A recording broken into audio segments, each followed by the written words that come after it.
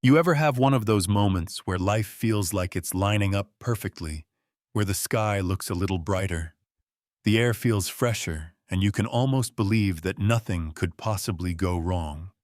That was me on the first morning of what was supposed to be our family's big road trip.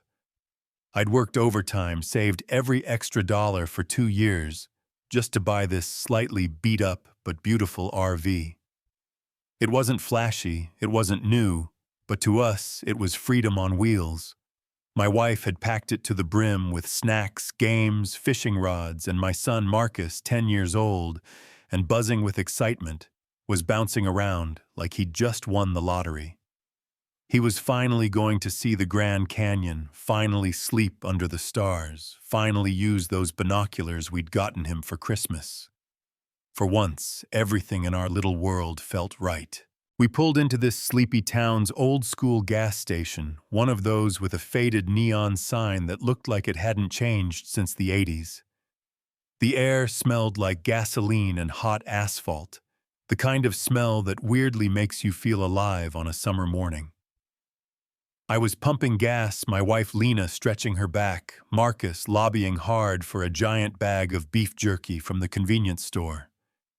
And then, the moment shattered. A sharp, cutting voice ripped through the quiet like glass breaking.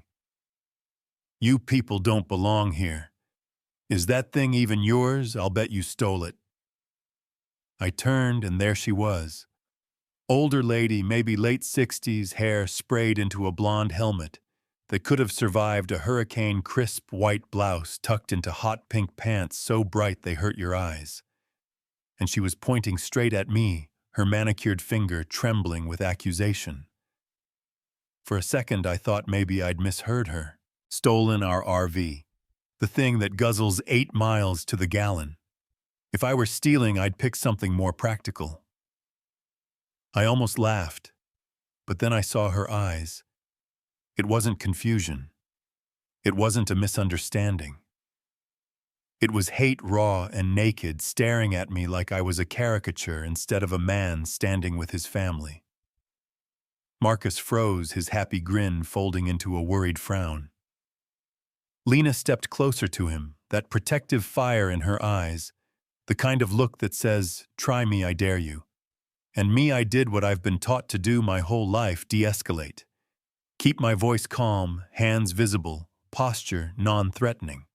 I forced a smile. "Ma'am," I said evenly, "this is our RV. We're just filling up for a family trip. Nothing more." I gestured at my wife, at my son, open palms, as non-threatening as a man can get. Lena chimed in, soft but strong. "That's right. We're heading to see the national parks with our boy. Just a family trip." For a moment I thought maybe it would click, that she'd look at Marcus and see a child, not a threat. But no. It was like throwing gasoline on fire. Her face twisted with fury. "Don't lie to me, I know you're kind. You case towns, you take what isn't yours." Her voice rose higher, shrill enough to turn heads from the other pumps. A trucker paused mid-fuel, a young guy by the store door, stopped with his soda half bought. And then the words that hung in the air, like poison, her kind. 2 words that dropped the curtain on any pretense. This wasn't about a vehicle. It was about us daring to exist in her space. I kept my voice steady, though inside my stomach had dropped. "With all due respect, ma'am, we're paying customers. We're not doing anything wrong. Please leave us alone." But she was already pulling out her phone, stabbing at the screen like a general launching an attack. "I'm calling the police. They'll sort you out." Her tone wasn't fear, it was triumph, like she'd just won something. And my heart sank. Because the one thing you never want when you've done nothing wrong is the police being called on you. Lena squeezed my hand so tight it hurt. Marcus pressed his face into her side. That perfect road trip morning had just taken the darkest turn imaginable. She turned her voice syrupy sweet for the 911 operator. Yes, hello, I need an officer. There are aggressive people here, very threatening. I fear for my life. My grandchildren are in the car. My jaw clenched so hard it ached. Grandchildren, she didn't even have a car near her. She was making it up whole cloth, lying like it was second nature. And I knew those magic words she dropped: aggressive, hostile. Threatening were the ones that could turn us into suspects in seconds. Lena pulled out her phone, shaky but steady enough to record. We'd talked about it before. Grim necessity of survival, document everything. The sound of sirens came quicker than I'd hoped. 2 cruisers barreled into the lot, boxing in our RV, as if they'd just caught bank robbers. 3 officers stepped out, hands hovering near holsters, eyes locked on me. And just like that, I wasn't a husband fueling up his RV. I was the threat. Karen, because that's what I'll call her, ran toward them, sobbing on cue. Officers, thank God he was so aggressive. They're trying to steal that RV. I was terrified. And the officers nodded, one patting her shoulder, while the younger one with the buzz cut locked eyes on me like I was guilty already. Sir, step away from the vehicle and show me your hands. I raised my palms slowly, heat crawling up my neck. Officer, my name is... Didn't ask for your name, he snapped.